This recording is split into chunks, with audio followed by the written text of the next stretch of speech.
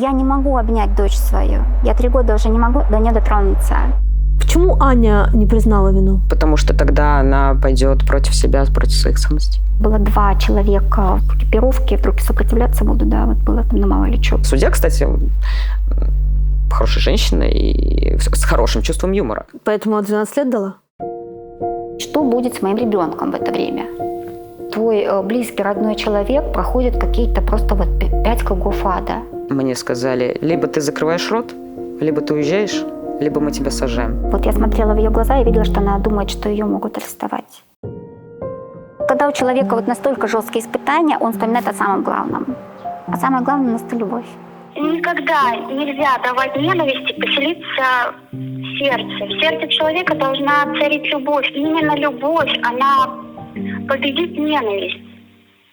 Анна Архипова – единственная девушка, к тому же получившая самый большой срок – 12 лет колонии по так называемому делу «Движение «Весна». В апреле 26 года суд признал участников движения виновными по нескольким тяжелым статьям Уголовного кодекса России, в числе которых организация экстремистского сообщества и участие в нем, участие в деятельности общественного объединения, посягающего на права граждан, склонение к массовым беспорядкам, призывы к деятельности против безопасности государства, распространение фейков об армии и, наконец, распространение неуважительных сведений о днях воинской славы. На самом деле «Весна» существует с 2013 года. Это одна из самых популярных и самых продуктивных молодежных организаций России, вышедшая в свое время из стен питерского подразделения «Яблоко». Удивительно, что в основе обвинения 2026 года манифест «Весны» 2020. Его до сих пор можно найти в свободном доступе.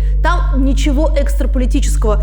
За все хорошее против всего плохого. Но еще в 2014-м «Весна» выступала против аннексии Крыма и ведения боевых действий на Донбассе, а в 2022-м открыто заявила об антивоенной позиции и призвала сограждан не убивать соседей, после чего движение ожидаемо объявили иностранным агентом, и большинство его участников из «Весны» вышли, в том числе и Анна Архипова. В 2023-м в разных городах России прошли массовые обыски и аресты участников движения «Весна». Арестована была и Архипова. Уже 3,5 года Анна находится сперва в московском СИЗО, а теперь в питерском. В этом выпуске удивительная история дружбы, верности и надежды на будущее, которые возможны даже за решеткой. И эту историю рассказывают близкие Анны и она сама.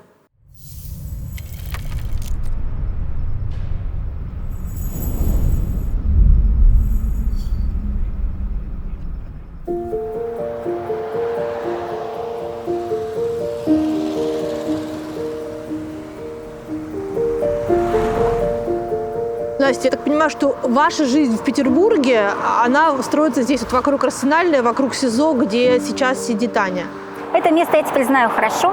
Может быть, не так хорошо, как это было в Москве. То есть в Москве мы были чаще. Сюда я приезжаю чуть пореже. В Москве СИЗО номер 6 была, да? Да, это очень особенный мир. Это мир тех людей, которые находятся на воле сами. Но на самом деле, вы знаете, это то ощущение, когда половина их сердца находится не на свободе. То есть половина их сердца находится там, вместе с их близкими, с любимыми. И у каждого своя история. Они очень разные. Есть как, знаете, тонкие, интеллигентные, да, люди, которые, вот, собственно говоря, там что-то произошло, там какие-то экономические, может быть, статьи. Есть, конечно, вот то, что касается наркотиков. Это страшная сейчас вещь просто, то, что я вот знаю, это просто рядом постояли и как бы на огромный срок уходят. Есть такие, как я. А когда вы говорите, что у меня дочь политическая, что вам говорят в ответ? Вы знаете, у всех шок. Особенно те люди, которые меня знают, я имею в виду знакомые, я, допустим, рассказываю. Если говорить про общение рядом с, ну вот, СИЗО, да, то знаете, как вот что, ой, но у вас-то, наверное, не виноват человек. Вот это, кстати, то, что говорят. А мои-то вот там, не знаю, там что-то вот, ну то есть там что-то касается наркотиков, у вас-то, наверное, срок какой-то небольшой. И когда я примерно говорю, что у нас происходит, то здесь, что, конечно, у вас 12 лет? Что у нас 12 лет, да, то есть, конечно, люди в шоке, что это так происходит. И 12 лет могу назвать с 8 апреля, да, этого года, а до этого, собственно, были предположения, хотя этот срок Аня сама назвала. Она сказала, это было вот столько, сколько я сказала, что мне этот срок дадут.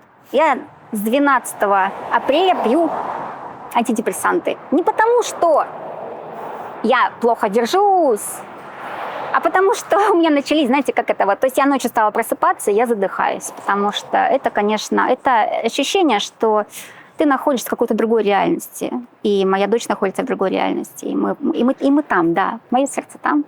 Ну, от вас до нее сейчас 500 метров, наверное, по прямой. Примерно, если, да, примерно так. На самом деле, знаете, сколько бы ни было расстояния, я с ней. Дрипа, который мне бесплатно поставляет мальчик. Он по дворцовому делу сидел, очень вкусное. Там девчонки, когда вскрывают, говорят, блин, это так вкусно. Я говорю, да, это поставка. Для Ани я специально договариваюсь. Вот она, моя политповестка. Что я как была правозащитницей, я так ей и осталась. И ничего не изменилось.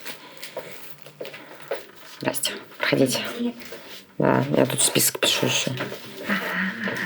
Топ. Так, Угу. зацепились. 4 пакета.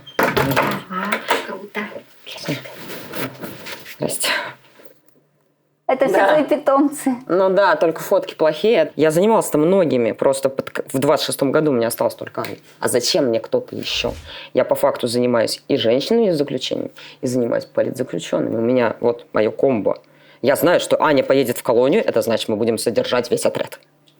Как в вашей жизни появилась Я Лена? знаю, потому что это Ой, Аня. Лена, это вообще какая-то совершенно, не знаю, Бог послал. У меня нет других объяснений, почему в моей жизни и у Ани, да, то есть есть такие люди, которых просто ощущение, что их просто их не бывает. Вот поэтому Аня и говорит, что на самом деле люди хорошие, потому что она их знает. То есть Лена это вот просто... Ну, то есть она ее сестра сейчас. Это по-другому не назвать, потому что, знаете, как бы редкая сестра по крови способна сделать то, что она сделала. То есть Как это все было? 3 года назад уже, да, с лишним, просто написала мне девушка, сказала, что она вот как бы это группа поддержки. Я поддерживаю, ну, как бы вашу дочь. Я, конечно, я очень насторожена сначала. То есть, понимаете, мы на самом деле мы реально всего боялись. Потому что и как бы для нас там слово там политика, весна было ругательным, вы понимаете это, да, то есть это все отняло нашу дочь. В данный момент нам было все это очень так вот, там что-то вот красное, знаете, это красная нитка, все это, и нам туда ходить нельзя. Но потом потихоньку, постепенно я, то есть вот просто поняла, что это действительно вот та самая помощь, которую Бог делает чужими руками, да, человеческими, которая, ну, я бы не вытянула точно. Вот я бы не вытянула это все. То есть это территориально другой город. Это финансовые такие затраты, да, тем более мы там первое время на адвокатов тоже, как бы, да, то есть там вложения были. Это нужны передачки. То есть она мне пишет, что мы передачку первую собрали. У меня вообще, то есть, понимаете, как бы, как у человека представление о том, что там происходит. Это там вот ты находишься в шоке. Да, то есть мы там что там представляем себе, что это там жуткие люди, жуткие условия, да, и как бы твой близкий, родной человек проходит какие-то просто вот 5 кругов ада. И вдруг там нужно какую-то передачку. То есть, понимаете, вот уйти в эти практические вещи, какие-то передачки, что-то еще, ты тут в шоке находишься. А, понимаете, вот она на себя вот это взяла, она отправила ей вот это вот. Лена, как ты впервые узнала про Аню? За этим делом я слежу с 22 года. Вот первое дело весны – это Евгений Затеев, там Валентин Хорошенин и Геля Рощупка. Когда они попали все под ЗОД, перед судом мы подписывали поручительство. И я была, по-моему, на одном, наверное, заседании, может, на 2, так как мы с подружками проводили вечера писем политзаключенным. Вот, и на одном из вечеров мы их пригласили как гостей. Лину, жену Жени Затеева, и Лизу, тоже подругу. И там мы уже лично познакомились. А потом в 23-м году я просыпаюсь и вижу очень-очень много постов о том, что вот новое дело весны, о поиске квартиры, поручительство собираем в открытом пространстве. Я такая, так, в общем, у меня выходной, я планировала вообще дома посидеть. Вот. И я такая, ну ладно, в 22-м году я уже ходила, то есть надо сходить и в 23-м. И на следующий день мы все дружной компанией пошли в Басманный суд. Там было очень жарко. Ребята рассматривали по одному. То есть сначала там Янксинджи польский, там, когда выгнали Юлю Галямину, которая что-то там крикнула. Потом, по-моему, Женя Затеев. Очень понравилось, когда все, ему мера пресечения – это СИЗО, и просто Лина идет и говорит, туалетку, сигареты закажу. Понял? Там потом был Валентин Хорошенин также, там все рыдают, это «Плач Ярославны невесту устроила». Потом был Вася Неустроев, это все это Яблочник, там куча Рыбакова и прочее. А потом все резко куда-то делись. Все пошли курить, все начали давать интервью, а осталась я, а моя близкая подруга Саша Попова, жена Артема Камардина, и еще, Артема Камардина, который по Маяковскому делу. Да, который по Маяковскому делу. И еще пара человек. И все. И там на оглашение по Анне Архиповой мы такие, ну, пошли. Мы зашли. А она сидела вот в этом вот зеленом вот худи, который вот очень популярна, вот эта вот ее фотография, где она улыбается в хвостике. Это и бесит эта фотография. И она сидела прям в очень таком, ну, естественно, человек из Новосибирска прилетел, ничего не понимающая. И она еще, походу, там заболела, у нее болела спина. И у меня была футболка 1984-2022. Это Радлаговская. И она показала мне лайк, я показала ей сердечко. И как бы на этом все. То есть вы не были знакомы? Нет, ты никогда не была в движении «Весна»? Никогда. Ну, я слышала о них, естественно, ну, как бы это все в информационном поле, но, как я понимала, там перформансы у них были интересные, но это такое какое-то маленькое движение, маленькое объединение какое-то. Молодых таких людей, которым там 18-20 лет. Но ты говоришь, что ты до этого была на каком-то сборе писем политзаключенным. Мы их как бы организовывали. Наш проект называется «Письма импровизация». Мы проводили вечера писем. Это вечера писем по делу сети, по Тюменскому делу. И помню, вот как раз, когда мы познакомились вот с Линой и Лизой, мы проводили вечер писем по питерским политзаключенным. Это на тот момент была Саша Скочеленко, это был там Егор Скороходов, которые вышли, и Иван Курмаяров, ну вот все, вот Ольга Смирнова и прочее. И там мы как раз познакомились. А до этого ты политикой, политзаключенным? Интересовалась, конечно. Я с 17-го года, вот когда было дело сети, с 15 лет я как бы начала читать, начала в этом вникать, потому что я вообще с Мордовии, а моя внешность, она не очень стандартная.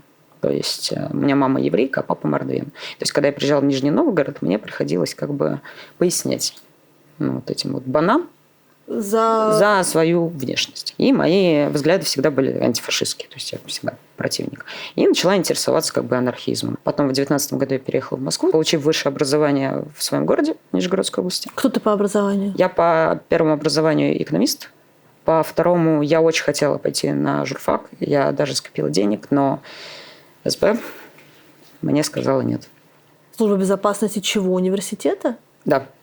Уже на тот момент у меня были задержания и приводы, и, к сожалению, если ты попадаешь в эту базу, то... А задержание и приводы из-за митингов? Да, митинги, пикеты, у меня были спецприемники дважды. Вот последнее мое задержание было это вот на приговоре по Маяковскому делу. А что ты сделала на приговоре по Маяковскому делу? Вышла. Это было очень смешно. Мы вышли после приговора, мы, естественно, все в шоке. Уводят сначала одну девочку из нашего круга перекура, потом вторую девочку, и потом уводят меня.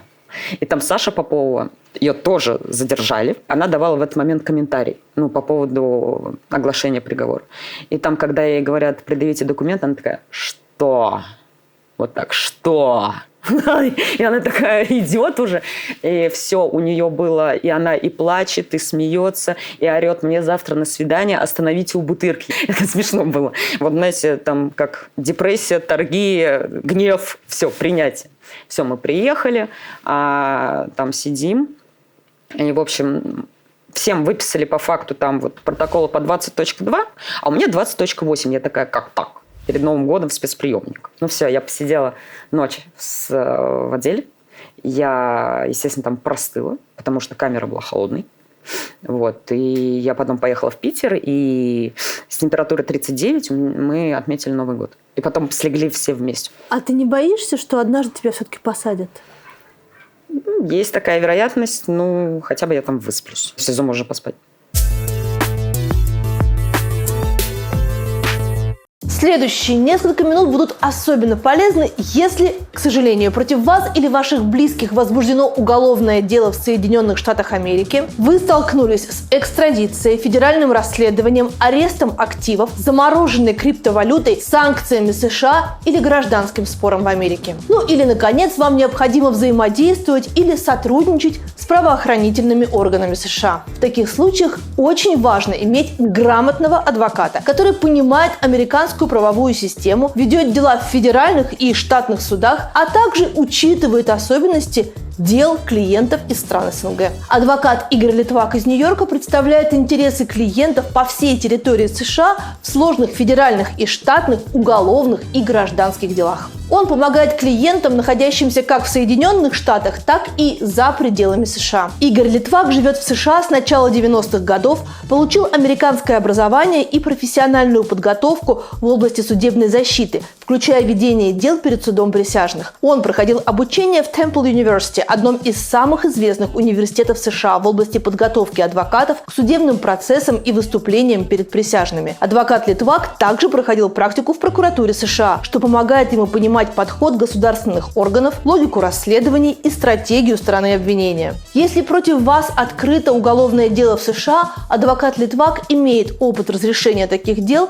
без необходимости приезда клиента в Соединенные Штаты. А в гражданских делах он помогает защищать интересы клиентов, связанные с активами, коммерческими спорами, судебными процессами и другими правовыми вопросами в США. Оплачивать юридические услуги можно самыми разными способами, включая криптовалюту. По ссылке в описании контакты в WhatsApp, Telegram и Signal, по которым можно связаться с Игорем Литваком, а также сайт со всеми деталями. То есть Лена и Аня до ареста Ани не были знакомы? Нет. Лена никакой весне не имеет никакого отношения? Нет. Это вообще посторонний до 2023 года для вас человек? Да, абсолютно. Она ее не знала.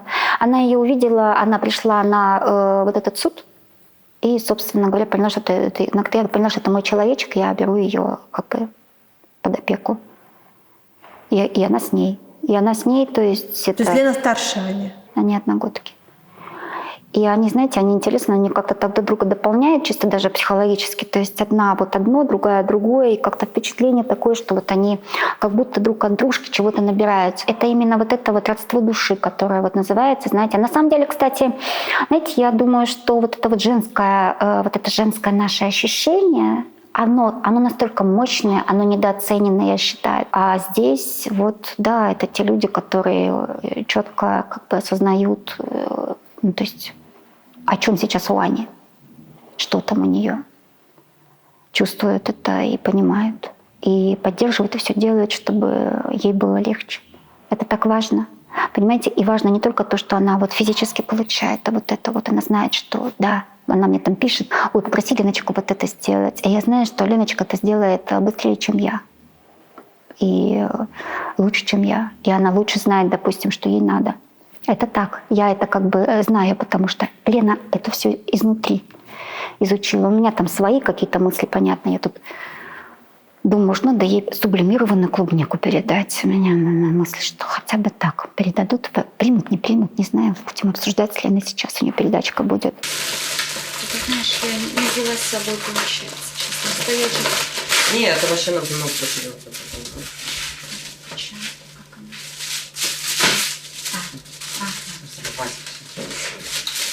Они просто крепкие. Девчонки сказали, что им вот эти лучше. А передачку принесет Лена, не вы? Передачку будет собирать Лена. У меня как бы... У меня прекрасная история. Мне главное свое, как это, мамское свое донести. У нас в один день будет происходить. То есть будет мое свидание и передачка. То есть это получается, это сборы, это люди, которые все это делают. Я боюсь даже смотреть туда на самом деле. И, то есть я пишу туда иногда, да, то есть я смотрю, я ставлю сердечки, да, в канал. Ну, то есть я понимаю просто, что действительно есть хорошие люди. Вот она знает тоже об этом. Когда был первый год, у меня была вот эта вот идея, что мне нужно ее чем-то заинтересовать. И я там постоянно написывала: Аня, спорт, Аня, давай ты будешь писать книгу. Он же прекрасно пишет. Да, пиши книгу. И там и так, и эдак. Ну, вот она находит какие-то свои вот эти вот, да, то есть искали, каким образом ее отвлечь от липки. Потому что любые тактильные, да, вот эти, то есть, может, ты повышиваешь что-то. Я причем как бы, мы в итоге передали эту вышивку. То есть мы просто искали, что ее поддержит, потому что она очень деятельная. И вот ее вот это вот как бы, ну, то есть там помимо чтения, а вы знаете, что, допустим, у нас именно с СИЗО питерским крайне сложная была история с чтением. Это было 7 кругов ада. И какое было счастье, когда все это получилось. И это Лена. Это Лена. То, что я сделала с московским СИЗО, я матрас ей туда протащила ортопедический.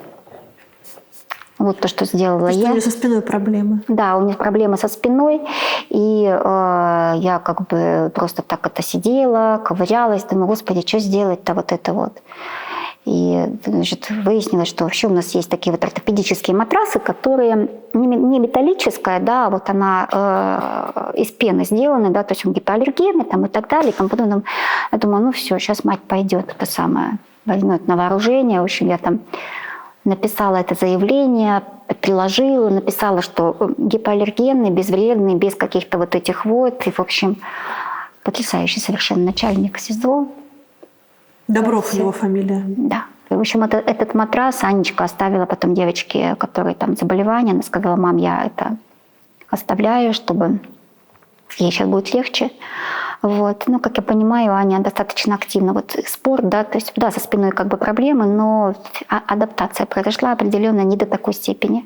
Потому что она жила на бейсболах просто. Сейчас уже нет. Они у нее есть в наличии, но не в таком количестве. Мы ей дали прозвище «Девочка Диор». Потому что внешне она очень милая и хрупкая.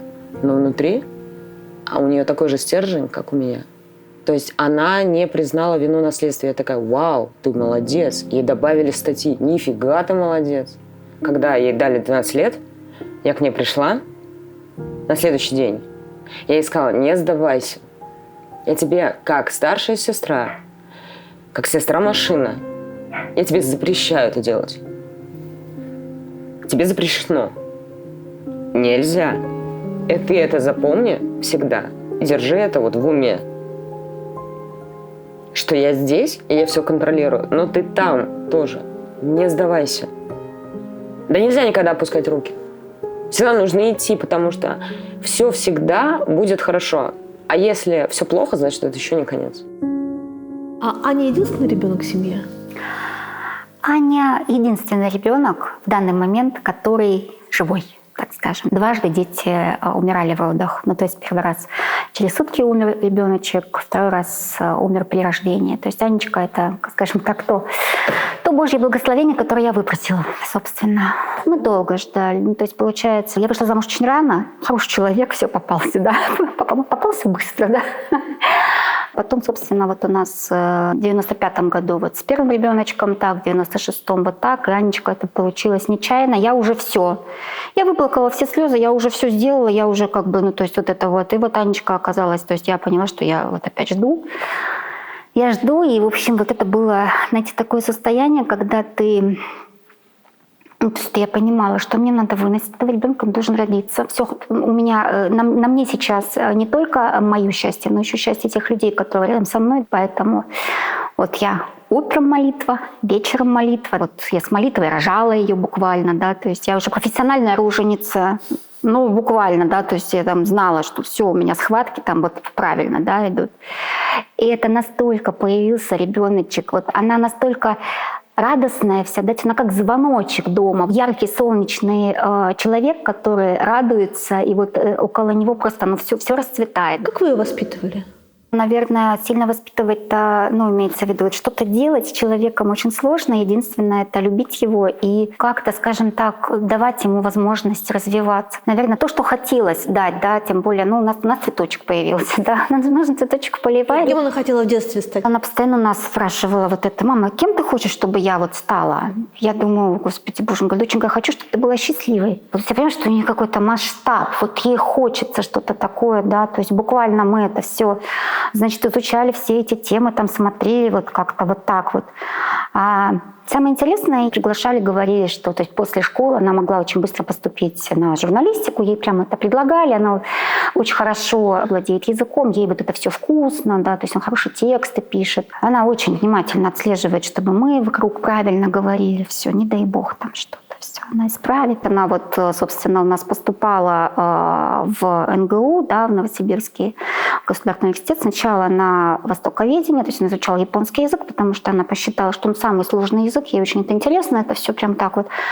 Но все-таки оказалось, что это слишком немного, скажем так, немножко перебор. Потом, так как она с английским хорошо на «ты» была, то есть хорошо, окей, я на английский язык. Но вот как-то, мне кажется, сейчас нормально, что человек себя ищет, и не только в возрасте, когда там тебе там, после школы, да, но и уже там за 30 менять профессию и так далее. То есть мы, в принципе, спокойно на это смотрели. И я была, конечно, очень приятно удивлена, когда она сказала, что «мам, я поступила на рекламу». Профессионально она хотела быть маркетологом, хотела создать агентство. Она это ощутила, она видела, что мне это интересно, да, и она понимала, что это работа с разными компаниями, это всегда очень круто, получить возможность вот это что-то реализовать.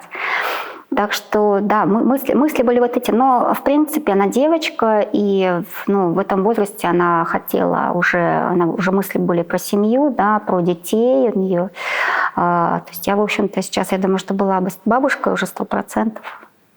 Почему она в Новосибирск поехала поступать, а не, допустим, в Петербург или в Москву? Вы знаете, наверное, ей хотелось все-таки быть достаточно близко к дому.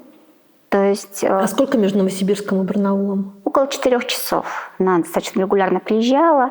Мы приезжали. У нее интересно сочетается. Она, с одной стороны, очень такая общественная, да, то есть она очень общительная, и ей очень нравится, то есть вот там быть в гуще событий каких-то, да, и много общаться, и как бы там друзья, но при этом необходимо побыть в своем пространстве одному, да, то есть почитать, посмотреть что-то, вот посидеть, подумать. А потом, вы знаете, это было так классно понимать, что она взрослая, она уже там столкнулась с теми задачами, которые там, то есть начала со мной там обсуждать что-то, как что-то готовить, да, то есть какие-то такие вот эти моменты, думаю, здорово. Значит, там приезжаешь к ней, она говорит: так, мама, за продуктами сейчас пойдем сюда, потому что здесь там вот какие-то продаются интересные. Я тут уже попробовала, думала, хозяюшка. В ее письмах из тюрьмы, когда она описывает момент обыска, она в свойственной ей такой насмешливой манере говорит о том, что жалко, я им предлагала, чтобы я их покормила, жаль, что они не попробовали, я прекрасно готовлю. Она действительно прекрасно готовила? Отдельные блюда, да. Без вопросов. Да, знаете, просто вот, на удивление она оказалась какой-то очень такой вот тонкой, интеллигентной, воспитанной девочкой. Это же вы ее воспитывали. Когда она начала интересоваться политикой, молодежной политикой, активизмом? Да, мне кажется, это все проживают, да, где-то с старших классов начинается, да, то есть когда человек, собственно говоря, там, как это чувствует, что, это же можно было все по-другому сделать. Наверное, вообще свойственно человеку в какой-то момент подумать, что я могу сделать этот мир лучше, да, и что-то привнести, и это правильно. Мы должны делать этот мир лучше, на самом деле. Мне так вообще кажется, что люди в районе 20 лет должны и делать это, потому что им дальше в нем жить. Да.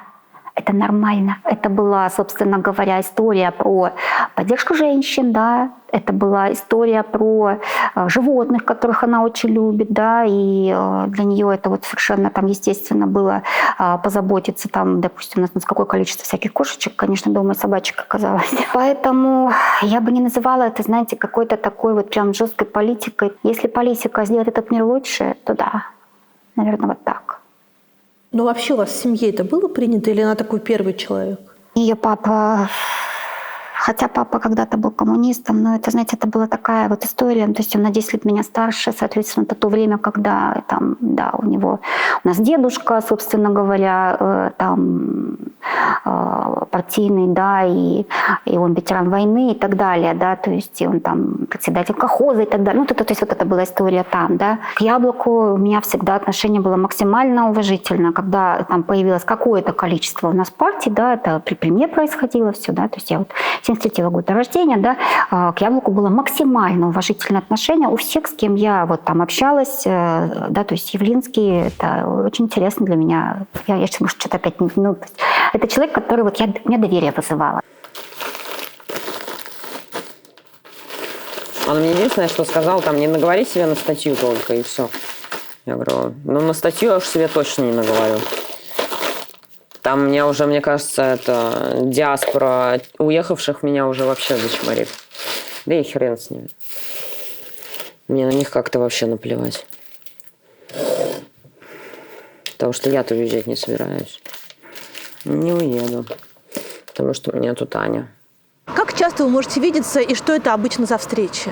Сначала необходимо подготовиться, то есть нужно получить разрешение, поэтому, да, то есть сюда нужно приехать с определенными документами, нужно занять очередь, но у нас есть прекрасная Лена, которая мне помогает, и в этом мне намного легче, чем другим мамам, конечно, потому что здесь просто ночуют.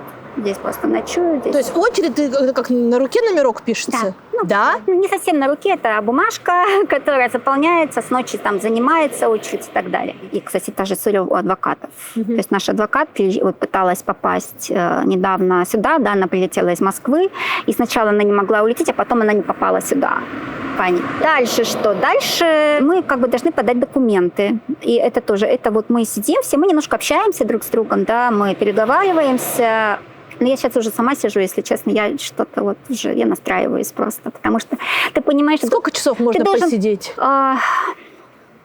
4-5 часов можно легко. То есть ты подаешь документы, после этого достаточно долго, ну то есть около часа ты ждешь своей очереди, когда тебя досмотрят, потом проходит досмотр. Документы, то есть там сидит, там окошко, то есть все как в старые там 30-е годы. Окошко, да, в окошко ты подаешь бумажки, да, тебе потом там как бы вот там спрашивают тебя все вот что, когда ты задаешь вопросы, да, кто вы там, я мама, вот. Какие-то такие вот моменты. Ну, кстати, Аня тоже очень хорошо отзывается. Она вспоминает постоянно с придыханием свою первую камеру в Москве, где было 20 человек. Они там делали ремонт в Москве. Девочки. То есть мы родителями там, значит, подвозили какие-то эти стройматериалы, они там все отремонтировали. У нее какая-то совершенно там команда была такая интересная. Так что там, да, там было прям вот ее любимые подружки. Ну, и просто первая камера. Могу сказать, что в основном очень хорошие люди там работают, то есть они как-то... В системе ФСИН. При всем при том, да. После этого мы идем в определенное, скажем так, помещение, где должны пройти все, вот кто родители там, ну, родственники идут на свидание, да, все должны пройти, и только после этого нас всех заведут. И вот эту процедуру, то есть ты, как правило, даже если ты первая будешь в очереди, а там, по-моему, вот 8 кабинок, мы после этого должны собраться все 8 или 9 человек, вот сколько кабинок там есть. Знаете, меня все время спрашивают, то есть нужно с Анечкой увидеть, ну, то есть обнять ее, да, обними меня за нее, да. Я не могу обнять дочь свою. Я 3 года уже не могу до нее дотронуться. То есть у нас свидание проходит за стеклом. Это кабинка, да, это получается вот стекло, телефон. И как бы, ну, то есть вот мы ставим руку на стекло, да, и вот мы так пытаемся друг к другу дотронуться, но увидеть ее тоже большое счастье, потому что ты не получаешь фотографии своей дочери, ты не видишь ее. А как свидание тоже через стекло проходит? Через стекло по телефону. Первое наше свидание мы очень как-то, ну, это первый раз мы увиделись. Сейчас мы просто, ну, что, как дела у тебя? Вот так вот. Мы уже сейчас, вот мы действительно, мы очень близкие люди. То есть я знаю об Ане вообще все и даже больше. То есть если она мне на звонках, она такая говорит, все, у нее там не один звонок, у нее там звонки по 15 минут. Она такая, так, я сейчас еще позвоню, еще. То есть мы как-то с ней разговаривали час. Потому что она говорит, мне не с кем, я вот только вот с тобой могу вот разговаривать. Мы ровесницы. У нас тем для обсуждения много. Это не новости уже даже. Она новости смотрит по телевизору, она говорит, Лена, это какой-то... Я говорю, да. Я говорю, я тоже смотрю. Она говорит, Лен, тебе, мне кажется, иногда хуже. Я такая, ну, возможно. Почему? Ну, потому что, блин, она-то хотя бы не думает о том, что она там будет кушать и прочее, потому что я этим руковожу. А я думаю, мне там надо и работать. В колонии, говорит, я задолбалась. Я хочу шить, я хочу в клуб. Все. Я хочу уже что-то делать. И она сможет. Потому что она аккуратистка, то есть я когда ее письма там вот, когда вещи я забираю, господи, там вот эти ее письма, там закладочки, вот у нее все так вот хорошо сложно. Как тебя Аня изменила? Я полюбила людей, мы были все погружены, мы такие, мы не имеем права радоваться, там вот туда-сюда. Вообще поддержка политзаключенных, правозащита, это работа. То есть ты не можешь взять и бросить. Вот произошла вот ситуация сейчас на знакомке, да? То есть девочки... Знакомка – это когда знакомиться с делом. Знакомиться, да. Вот все, приговор был, и знакомиться. И мне звонит Аня А я в поезде из Петербурга в Москву. Она говорит: Лен, у меня буквально минута, нам дают по 20 томов в день, у Жени нечего есть. Я такая: чего? Жене нечего есть? Позвони Насте Пилипенко, чтобы завтра пришла. Я такая: так, это было очень сумбурно. Это минута. Я в поезде, связи нет. Кто такая Женя? Жене Затееву нечего есть. Вообще, я теперь такая думаю: господи, в 22 году, да какая же я дура была. Вот дура дурой вообще. И сейчас я не перестала быть антивоенным взглядом. Я своим взглядом не изменила. И когда мне говорят мои там друзья-анархисты: ты работаешь там на складе, ну и что? А что, это плохая работа? Это нормальная работа. Но даже там я осталась убеждена своим взглядом. Даже там я их не изменила. Это очень просто. Это 2 × 2 = 4. Это очень просто. Как часто можно звонить? Раз в неделю. А как часто можно приезжать на такие свидания? У нее есть право на 2 свидания в месяц, но я нахожусь территориально далеко, да, и... То есть вы в Барнауле, а она в Петербурге, и Да, это билет на самолет, как минимум? Это билет на самолет, да, это, ну, то есть... Вы знаете, может быть, даже я бы и переехала, но я понимаю, что любой переезд, то есть мне уже 50 с лишним, да, это для меня очень будет точно так же, то есть мне нужно энергию сохранить. То есть мне важно себя, я сейчас это очень хорошо чувствую. Вот она себя будет чувствовать хорошо, в том числе тогда, когда хорошо будут чувствовать себя ее близкие. Угу. Она об этом постоянно говорит. Она нам об этом говорила с самого начала, что, пожалуйста, живите, пожалуйста, гуляйте, пожалуйста, наслаждайтесь. Когда я говорю, допустим, что я там занялась танцами, она абсолютно счастлива. То есть вот у них там точно так же настолько переворачивается вот взгляд на мир. Когда у человека вот настолько жесткие испытания, он вспоминает о самом главном. А самое главное – это любовь. Сколько обычно длится свидание? 1.5. А кто объявляет о том, что оно закончено? Сотрудники. То есть слышен лязг двери и говорит, что закругляйтесь, все. Ну, мы, понятно, мы до последнего там стоим, все.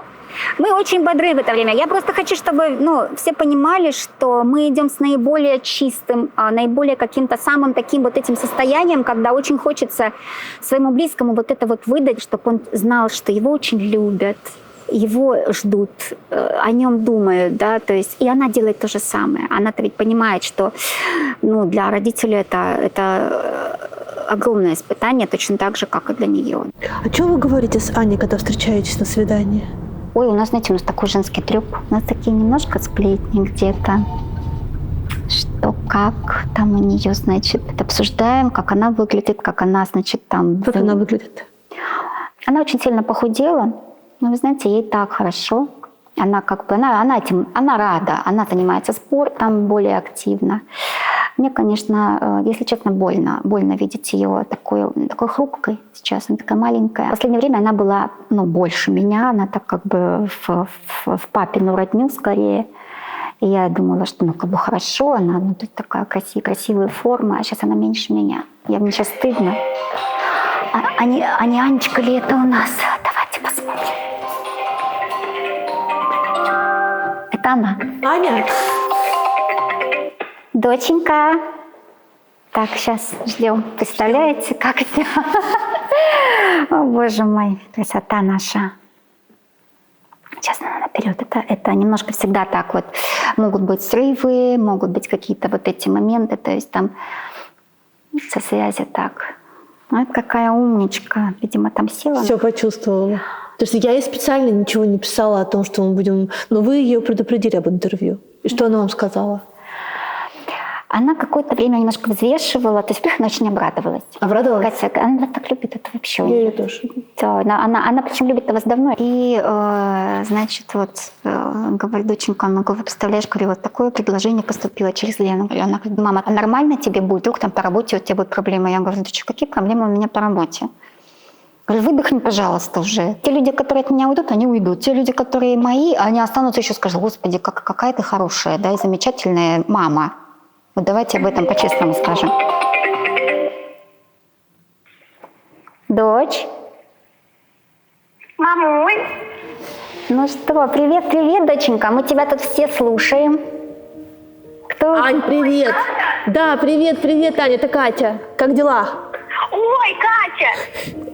Мама вас обняла? Да, обняла сразу, я забыла уже. Да, у нее была важная миссия. Ань, мы о тебе разговариваем. Расскажи, как у тебя дела? Ну, у нас ушла жена, чему я очень рада, потому что вчера мы выходили на прогулку, а я же тренируюсь. Вчера пуститься, дышать невозможно, это все очень тяжело. Вот. А так все вообще очень даже неплохо. У меня тут попалась замечательная книжка, это «Дневники Ремарка». Я же Ремарка очень люблю. Да, и мне кажется, о любимом писателе знать больше – это благое дело. Но я только начала. Вот пока что мне никакого нет. А так все очень даже неплохо. Как уроки японского, Ань? Ой, а я с японского перешла на французский. И я вчера, с удивлением, я же тут, между нами девочками, смотрю Олю Скобееву. Потому что она временами показывает Bloomberg, она показывает Лимон и кучу иностранных изданий. Это такая небольшая возможность получать запрещенный контент. И показывали статью Лимон, и я с удивлением обнаружила, что я могу читать что-то на французском. Я здесь бегала, прыгала счастливая, потому что я-то была абсолютно не уверена в каких-то своих знаниях и навыках.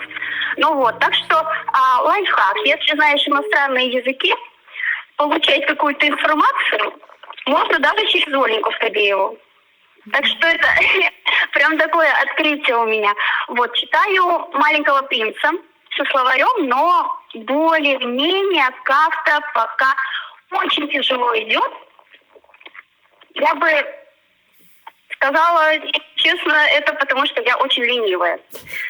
Я стараюсь. А так, если честно, я даже не знаю, о чем рассказать. У нас котики вон за окном сидят. Один рыжий, один пятнистый. Это они к вам в СИЗО туда пришли? Я вот сейчас просто прошла к окну и на них смотрела. Я понимаю. А сколько времени у вас прогулка бывает? Каждый день прогулку дают? Да, прогулка у нас каждый час, но мы не всегда выходим, это зависит от погоды, потому что в дождь, конечно, все-таки мы предпочитаем оставаться, но обычно раза 3-4 в неделю мы выходим, 1,5 гуляем. В сравнении с московским СИЗО здесь дворики гораздо лучше, потому что у нас открытое небо, нет навеса, и можно поймать солнечные лучики. Мы бегаем, мы тренируемся много, а потом, когда устаем, садимся на скамейку, пытаемся отдышаться, потому что мы все-таки стараемся максимально заботиться о мы выкладываемся. А после этого обычно как раз мы приходим, у нас уже обед, так что после обеда мы превращаемся в овощей. Ой, я, если честно, немножко нервничаю. Не нервничай. А чего? Я могу еще рассказать. На момент 23-го года, когда ты узнаешь про Аню Архипову, что в твоей жизни происходит? Ты в Москве, где ты работаешь? Я не буду говорить, где я работаю. Я работаю... Нормальная работа? Да, это очень хорошая работа. Я пыталась на нее попасть с 4-го раза. До этого я работала по профессии. Я работала в Рольфе. А перед этим я работала продавцом в Литуале. Перед этим спортмастером. То есть, короче, у тебя нормальная работа, ты снимаешь квартиру. Я снимаю комнату, у меня все нормально. Я не забуду, как мы собирали, Ане заказывали магазин. Что значит заказывали магазин? Заказывали магазин, сидим, едим, потому что парни мы... Значит, заказывали еду? Да, еду. Я сказала, я забираю девочку, потому что я занимаюсь вопросами женского заключения. А я волонтерила в фонде «Протяни руку» с Сашей Граф, если женский срок. То есть это моя подруга, которая, к сожалению, она очень хочет вернуться в Россию. Она прям жаждет. Ей очень тяжело там. Потому что она говорит, я не могу с этим белым пальто вообще находиться. Вот она говорит, я хочу к тебе на склад. И мы заказываем «Сидим, едим». Это онлайн такой сервис, офигенный магазин. Смотри, не все, кто будут смотреть твое интервью, вообще понимают, о чем речь. Потому что «Сидим, едим» выглядит какой-то нейминг ресторана. Да, это действительно ресторан. Так. Да, это онлайн-магазин СИЗО. То есть это еда, которую можно заказать человек, который сидит в СИЗО, но заказать его с воли. Вообще все, что можно, всю возможную еду. Мы не знаем, веганка она, не веганка. Мы не знаем, кто она такая вообще. И мы ругались по поводу баранок. Я говорю, давайте закажем баранки. Мне Саша Попов говорит, дура ты, что ли? Вот ты сядешь, я тебе вот так вот баранки закажу, будешь как цыганка. Я не забуду, что мы там в АП набрали, Ане, из одежды. Это был какой-то непонятный открытое пространство. Не магазин даже, а коворкинг, где отдают одежду. Мы нашли тапки 40 размера. Это была какая-то непонятная майка фиолетовая. Какие-то шорты желтые, мы такие, нормально. Такая зубная паста, щетка, все. И отправили мы Лину, потому что она единственная, кто жила в Печатниках. И я написала, естественно, письмо Ане. Ее первое письмо было такое, что да мне ничего не надо. Ну, она очень скромная. Она очень скромная девочка, она очень стеснительная девочка. Вот я помню письмо, можно там поздравить маму с днем рождения. Я туда пришла отметить свои 50 лет. Вот. Потому что у нас все произошло 6 июня, и вот как раз 27-го у меня день рождения, и я в этот день пришла просить о том, чтобы мне дали свидание. Вот пришла в тюрьму. Поздравили. Поначалу было очень сложно, потому что это и понятно. Мы оба незнакомых человека. И я шаг за шагом как сокращала и сокращала это расстояние. На следствии было очень тяжело, потому что я не могла ее... У нас не было ни звонков, ни свиданий, потому что свиданиях отказано было от следователем Кушнаревым. Единственное, что было, это вот такие сердечки на следствии. Ну, вот когда нас заводили, потому что следствие было закрытым, мы только на оглашение меры пресечения могли видеться. Но это же очень большой шаг, когда ты берешь и из-за человека, которого ты никогда в жизни не видела, переезжаешь в другой город и кардинально меняешь свою жизнь. Если меня бы спросили в 22-м году, что в 26-м году я буду в Питере жить, я бы никогда не поверила. Ань, скажи, чего бы тебе хотелось, вот, например, получить в передаче? Я уже 2 года мечтаю об авокадо. Дело в том, что у нас в московском СИЗО с передачами все гораздо проще. И там есть магазин, где можно покупать свежие, относительно свежие овощи, фрукты есть, готовые блюда. А в питерском СИЗО гораздо больше ограничений. Например, здесь нам запрещены авокадо, нам запрещены виноград. Причем виноград можно в магазине, а в посылке передачи его нельзя. Почему? Здесь логики нет, ее абсолютно бессмысленно искать. Я уже... не знаю, сколько раз с кем-то на эту тему общалась, я уже писала и в управление, и у меня уже ответ есть, что можно это все, но этот вопрос никогда не решается, а запретный плод, он, как известно, сладок. Поэтому больше всего на свете я мечтаю об авокадо. Я не любила его так до ареста, как я его сейчас. Чего ей больше всего хочется в тюрьме? Выпить пиво она хочет. Да? Да. Она хочет, выпить пиво. Сколько стоит один день, даже не так, давай по-другому, сколько стоит 1 месяц Ани Архиповой в СИЗО?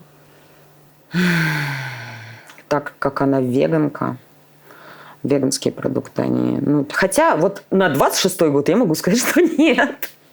Они не дороже. Наверное, 1040. То есть с 23-го года мы, наверное, потратили... Спасибо всем, кто донатил. Наверное, 2-3 миллиона. А откуда эти деньги? Это сборы. Тебе нужно, чтобы твоему близкому человеку было что поесть. Было так, что Аню кормила я со своего кармана. Поначалу было так. Смотри, сейчас Мемориал, ОВД-инфо и все другие сервисы, которые помогали политическим заключенным в России, они признаны либо нежелательными, либо иноагентами. Да, сейчас, конечно, либо тяжелее. Я сделала все. У нас есть Сберкарта, у нас есть Тинькофф карта, у нас есть крипто, у нас есть криптокарт, карта иностранная. То есть у нас есть все. Я обеспечила все. А тебе зачем это надо? Потому что, как говорилось в «Маленьком принце», мы в ответственности за тех, кого приручили. Ты не была с Аней знакома, ты за нее не несешь никакой ответственности. Это женщина. Я, когда волонтерила в фонде, я читала столько писем. И именно большую боль вызывают женщины. Потому что, как говорится, женский срок, у ворот женской колонии никого. Там действительно никого. Потому что женщина, она мужика-то поддерживать будет. А единицы мужчин, которые поддерживают женщины, этим мужчинам, как муж Ани Бажутовой, да ему памятник надо поставить. Саша просто он делает все возможное и невозможное. Он содержит ее на свои деньги. Аня Бажутова. И их очень мало. А как Аня стала вегетарианкой? Наверное, это любовь к животным еще очень такая то есть... Она прям такая убежденная вегетарианка. Она не ест в том числе и яйца, и рыбу? Да. И молоко. Это моральная история, то есть это про то, что мама, не покупай себе шубу, потому что животных этих прекрасных убивать будут. Мама, я наверное, все, я отказываюсь от мяса. То есть это, скажем так, это травмирующая история, то есть для нее была вся. И это было в несколько этапов. Сколько это лет примерно было? Это первый раз, наверное, еще в школе было. То есть она говорит, все, что-то как-то вот, наверное, все, мама, я вегетарианка, вот давай думать, что, ну, то есть вот, ну, ладно, ладно, вот, ну, неделька, потом как-то, ну, нет. Наверное, когда это уже окончательно доформировалось, это вот уже там ее, там, наверное, 23, вот где-то так, да, то есть это уже так осознанно, такой выбор. И самое, наверное, интересное, что, наверное, окончательно это как раз в тюрьме произошло. Жестко вот так. То есть там произошло максимально жестко. Вот это, то есть это было перед немножко, да, и потом там прям закрепилось. Тут какое-то такое впечатление, как будто вот у нее какой-то скачок произошел еще, вот, что все это категорическое было отвержение мясной пищи. Когда вот эти люди с передатчиками, все забито пакетами. Да. Подъезжаешь, все вот с этим. Как часто можно передавать посылки? Посылки можно отправлять, собственно, 30 килограмм в течение месяца. Это передачка, которую можно физически сюда привезти. То есть ее нужно собрать, привезти и тоже ждать очередь? Да, точно так же ждать. То есть здесь та же самая история, запись, да, и нужно, причем это все, то есть ты передаешь все, что ты принес, да, вот, то есть это должна быть опись, и ты передаешь все поштучно. Отдал опись, и у тебя сотрудник принимает по описи все, да, что, допустим, там вот, и очень много чего нельзя. То есть мой ребенок не ел ягоду уже очень давно, потому что в ягоде косточки, и вот почему-то нельзя. Косточками они могут подавиться. То есть я думаю, что у нее, конечно, сейчас будет просто, ну, когда, надеюсь, она все-таки... Я понимаю, что это будет, ну, это будет, да. Когда это произойдет, я думаю, что она будет просто заново открывать мир. Она будет заново открывать вкус каких-то продуктов. Тюрьма – это про унижение достоинства? Безусловно. В том числе те, кто приходит в нее, любых людей. А как ему удается сохранять себя? Не знаю, сложно сказать. Наверное, то, что и у Ани, слава богу, это есть. Это как-то внутренний позитив, когда ты просто понимаешь, что а давай будем смотреть на то хорошее, что есть. Мы же можем смотреть на любого человека, на любую ситуацию можно смотреть. А что здесь хорошего, да? А чему здесь можно порадоваться и что здесь... И оно сразу становится легче.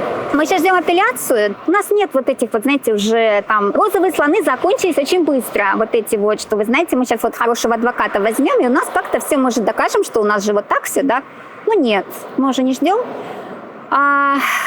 Мы надеемся на то, чтобы у нее была колония, вот именно с точки зрения того, что ограниченное пространство – это очень тяжело. С одними и теми же людьми постоянно одно и то же, да, то есть вот это вот. Все-таки колония дает чуть больше свободы, да, то есть и смену, ну как-то какая-то должна смена произойти, да, то есть это картинки перед глазами. И я жду того, что будет свидание, когда я смогу ее потрогать. Я жду от этого.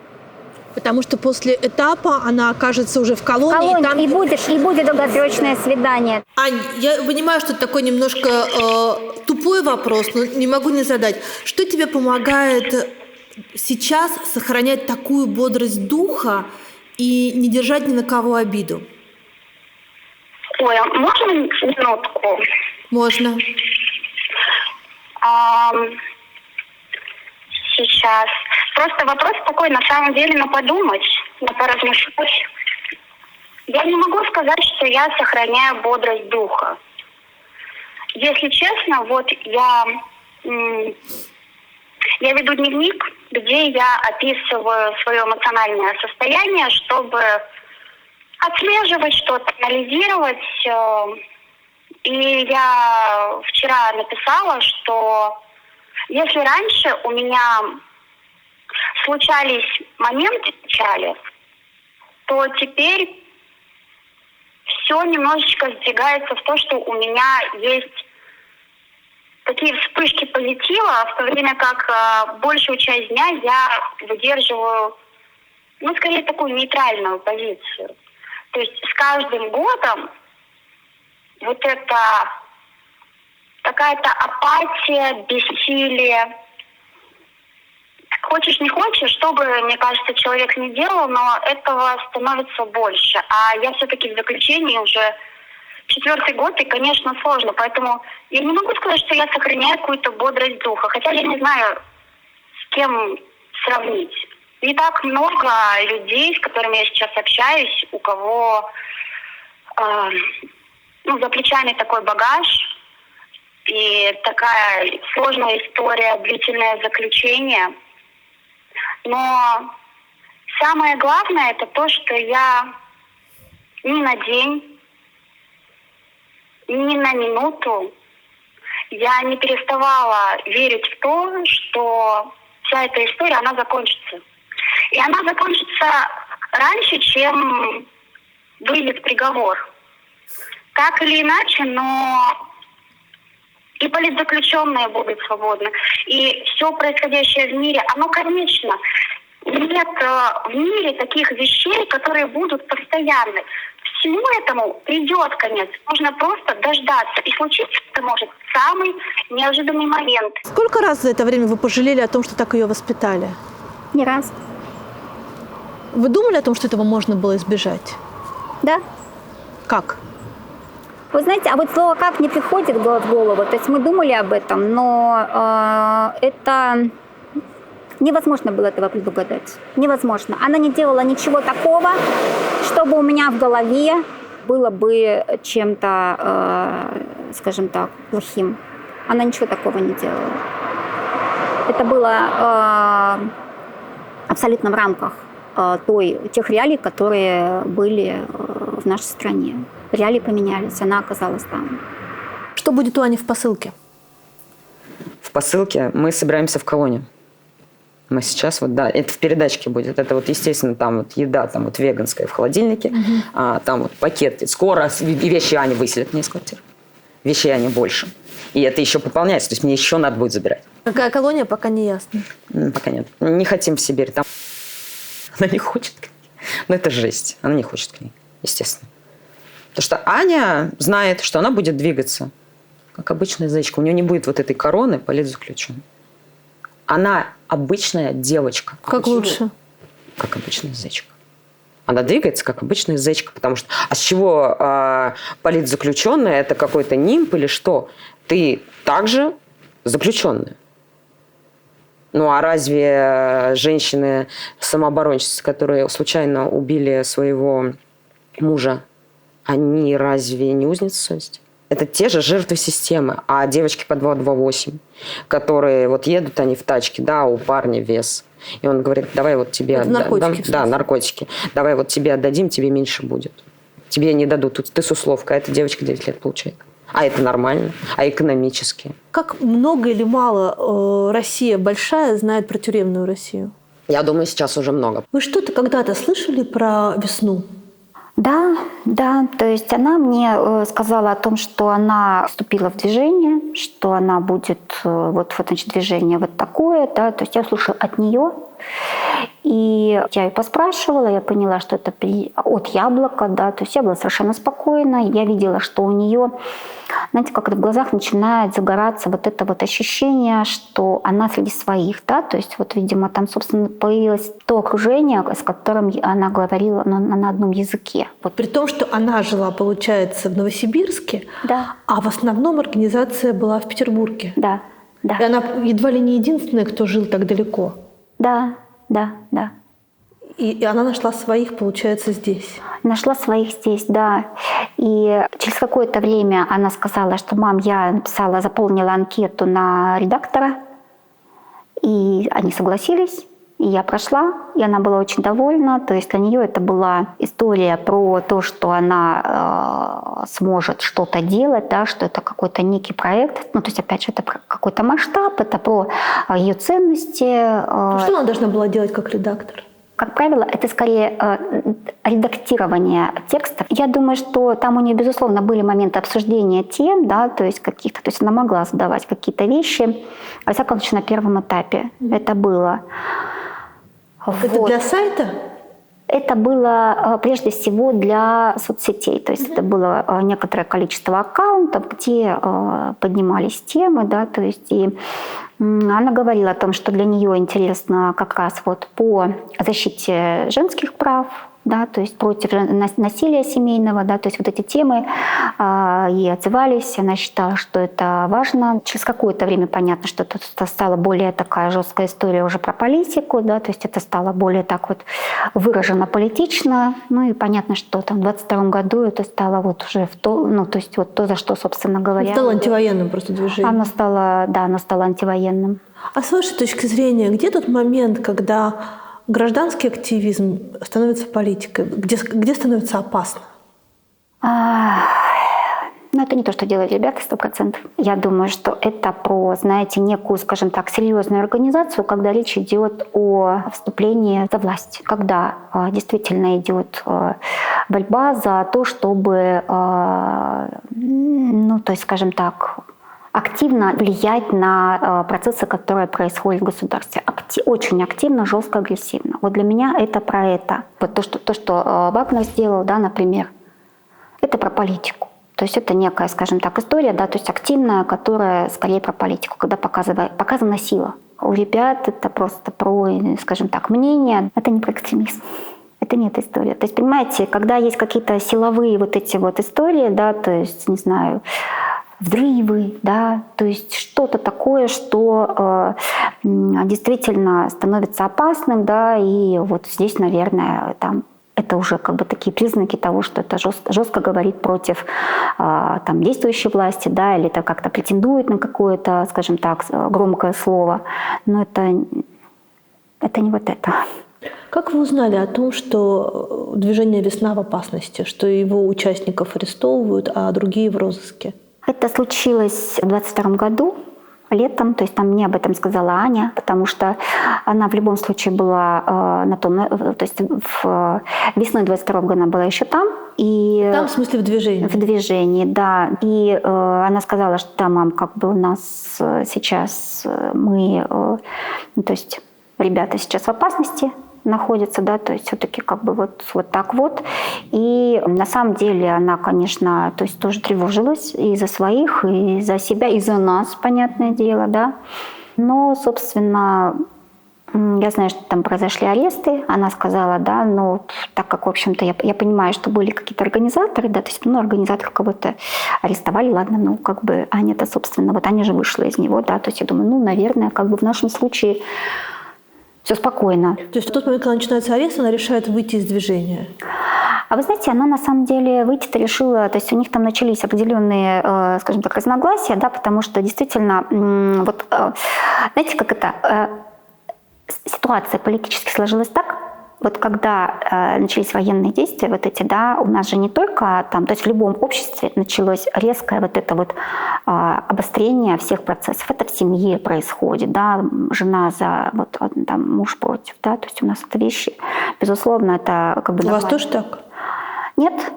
У нас не так, мы не спорим. Но я видела эти семьи, где вот это вот, как только включаются там, то есть по телевизору новости, друг с другом, то есть идут споры жесткие. То есть это, знаете, это как острые темы, да, то есть как там религия, политика, да, они вот самые такие вот некомфортные для людей, для обсуждения. Вот, то есть вот у них, как я понимаю, что началось вот это вот внутреннее тоже разногласие, и, собственно, вот у нее было ощущение, что все-таки она хочет просто, скажем так, просто жить. То есть пока вот как-то, то есть она против, понятно, да, она хочет, чтобы всем было хорошо, чтобы все было замечательно, но она прежде всего хочет это для себя, да, то есть вот она хочет просто находиться, скажем так, рядом с родителями и вот там... любить там своего мужчину. Были тревожные звонки о том, что ее это тоже может коснуться? Мы смотрели, когда она говорила об этом, вот я смотрела в ее глаза и видела, что она думает, что ее могут арестовать. И я на каком-то этапе очень, конечно, испугалась. Я все это смотрела, но я так вот внутренне себя спрашивала, то есть, ну как, ну что тут, собственно говоря, она сделала, да, то есть... Ну, я, может быть, просто наивная, очень наивная. У нее тоже было вот это вот ощущение. То есть потом она как-то вот, то есть так как она вышла, да, то есть и мы знаем, что пока, ну, то есть у нас законодательство, то есть вот это вот как это выход из сообщества, да, то есть, собственно говоря, снимает все, да, то есть она вышла, ну вот мы и выдохнули. И мы, на самом деле, правда, выдохнули. Не потому что, понимаете, как я за то, чтобы у нее была активная позиция, она у нее осталась. Просто у нее, скажем так, с ядром, да, вот с ячейкой вот с этой, ну, как-то по ощущениям сложилось, что больше разногласий, чем общего. Вот как-то так. В 23-м году я занималась многими. Я просто поняла, что я не вывезу. Поэтому давайте я лучше останусь с одной. Я всех люблю, всех уважаю, но меня на всех не хватает. А вы, вот люди, которые поддерживают политических заключенных, ты чувствуешь себя в какой-то изоляции, как прокаженные? Нет. Я сейчас на складе как бы разговариваем, естественно. Я говорю, вот у меня там... Я правозащитник, там туда-сюда. Ого, как круто. Ты такая молодец. У нас там есть и ребята, которые ушли по контракту. И я до последнего говорила, не едь. Он такой, смотри, вот ты антивоенных взглядов. Я говорю, А он говорит, а у меня там пацаны, я не могу не поехать. Но мы кентами с тобой быть не перестали. Я говорю, нет, мы не перестали быть кентами. Но он в итоге уехал. Жив? Не знаю. И я прошла и это, то есть все, я ненавидела их. Это люди. Все это люди, как и сотрудники полиции, как и контрактники. Они не от хорошей жизни подписывают эти контракты, едут. Потому что я знаю, что такое безработица. Я знаю, что такое, когда у тебя 500 рублей и тебе пожрать не на что. Все это потому, что повальная безработица в регионах. Если уже в Москве и в Петербурге это сокращение и прочее, а ты там в Тверь буквально заедь. Я работаю с 13 лет. Я с Поволжья, а у нас, это Мордовия, а у нас заповедники. И то есть я со своим дядей за деньги ходила собирать землянику и чернику. И пока он 20 литров не соберет, никуда я не уйду. Плачь, не плачь, но я понимала, что это капец. Это слепни, это болото. И я помню, когда потерял свой сапог, потому что идешь след в след, это топи. И я такая, я сапог потерял, он такой, забей, иди, потому что ты потонешь. То есть у меня очень такая бедная семья. Мои родители на тот момент получали на двоих 13 тысяч. Я из-за такого, как бы из-за то. Что зато? Зато, это закрытый город.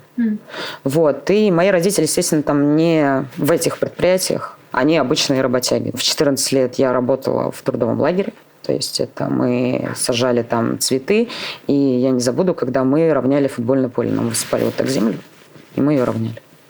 А с 15 лет я пошла уже работать, это было, по-моему, Теле2.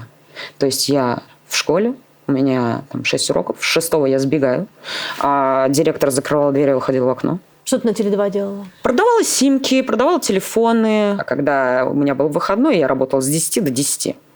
То есть обед у меня там по 15 минут. Сериалы мне быстро надоели, и я начала читать книги. Это я прочла, наверное, всю русскую классику. Я не забуду, когда я читаю в круге первом, я уже в круге первом. И мне, девушка, можно замену симки сделать? Я такая, в круг первом, замена симки. Я такая, возвращаюсь назад. Я такая, что? Что, простите? И на самом деле меня очень сильно спасла работа. Потому что у нас в нашем городе наркотики ночью проще купить, чем хлеб.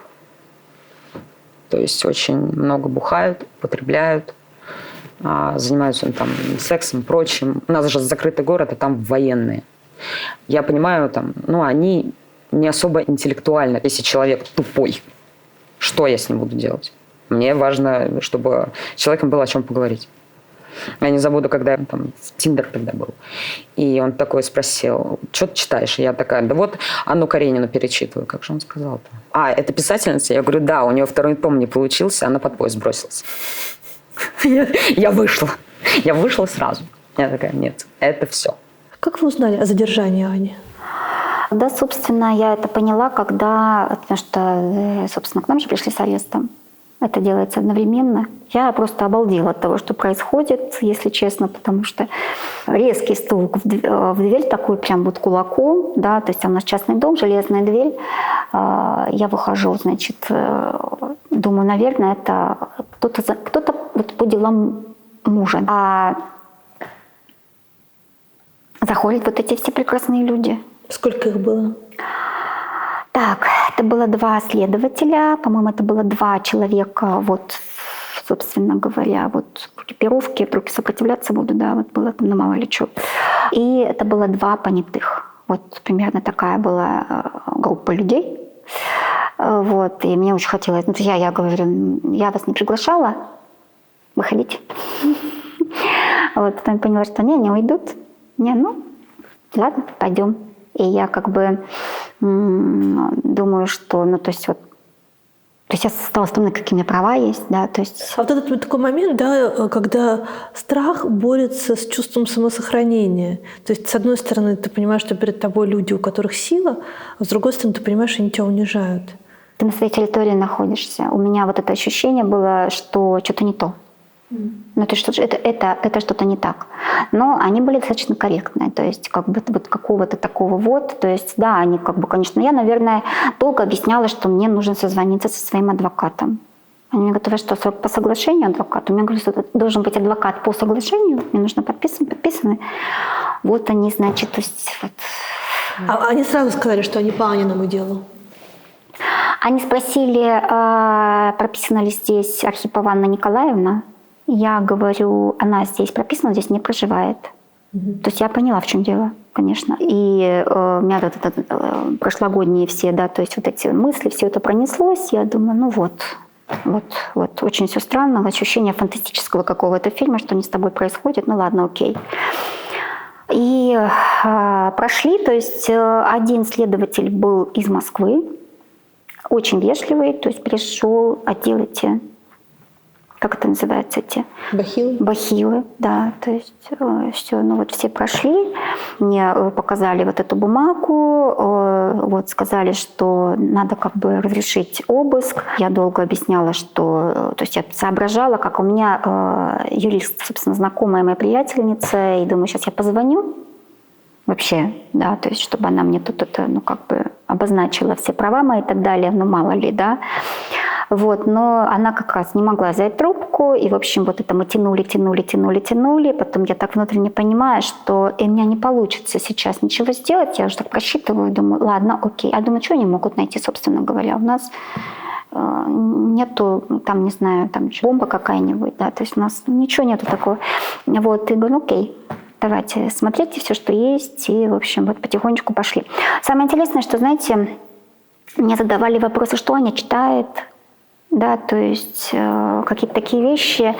И фразу такую произнес, то есть спрашивают по поводу там, нашей политической позиции, и там, ну, то есть какие-то вот такие, то есть ощущения именно, что было интересно получить информацию, то есть вот что сейчас, ну, то есть как вот такая молодежь вырастает, да, чем она дышит, каким образом, да, то есть вот как я понимаю, все. То есть они с интересом вас расспрашивали? Да, да.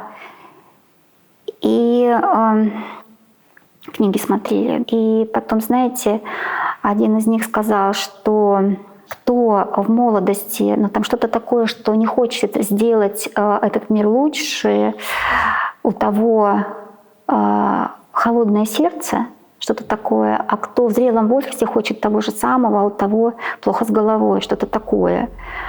Я думаю, ну, интересно. Интересные люди пришли, которые, в общем-то, все понимают, но они как бы, да, то есть им нужно вот выполнять работу. Они объявили вам, что Аня задержана? Нет, я спрашивала, что они не говорили об этом. Они не пускали меня к телефону, то есть мне дали возможность позвонить адвокату, то есть вот адвокат, собственно говоря, мне не брала трубку, я ничего не могла сделать. Сколько длился обыск? Порядка 2,5 часов, наверное, вот так вот. И они ушли? Они ушли, да. Телефон забрали? Нет, собственно, телефон мне вернули, его посмотрели. Знаете, интересно было то, что читали мои личные дневники. Вы видите дневник? Я перестала вести с тех пор. И я так очень говорю, интересная у вас работа. Ну вот. Задавали вопросы, безусловно.